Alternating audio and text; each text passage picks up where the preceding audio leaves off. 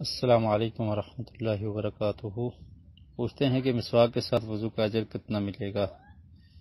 دیکھیے، صحیح بخاری اور مسلم میں ایک حدیث ہے، نبی کریم صلی اللہ علیہ وسلم نے ارشاد فرمایا،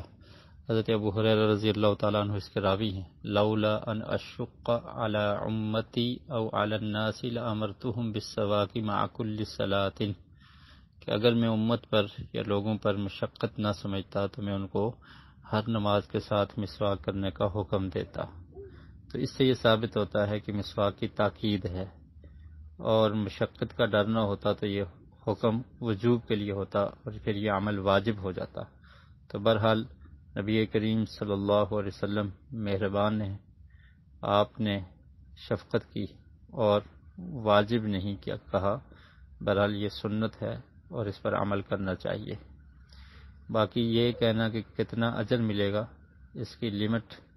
یا اس کی مقدار کے بارے میں ایک روایت ملتی ہے، وہ صحیح ثابت نہیں ہے، وہ ضعیف ہے۔ سنن کبریٰ البیہقی میں اور دیگر کتابوں میں حضرت عائشہ رضی اللہ تعالی عنہا سے کہ مسواک والی نماز کا اجر 70 گنا زیادہ ہوگا، جس میں مسواک نہیں کیا گیا، اور جس میں مسواک کیا گیا تو وہ نماز 70 گنا زیادہ افضل اور بہتر ہوگی، لیکن یہ روایت صحیح ثابت نہیں ہے، یہ ضعیف ہے۔ تو اتنا ہی سمجھ لیجئے جو صحیح روایت سے ثابت ہے کہ اس میں تاکید ہے اور یہ مسنون عمل ہے، اور سنت پر عمل کرنے میں انسان کو ثواب ملتا ہے، تو اس پر عمل کرنا چاہیے۔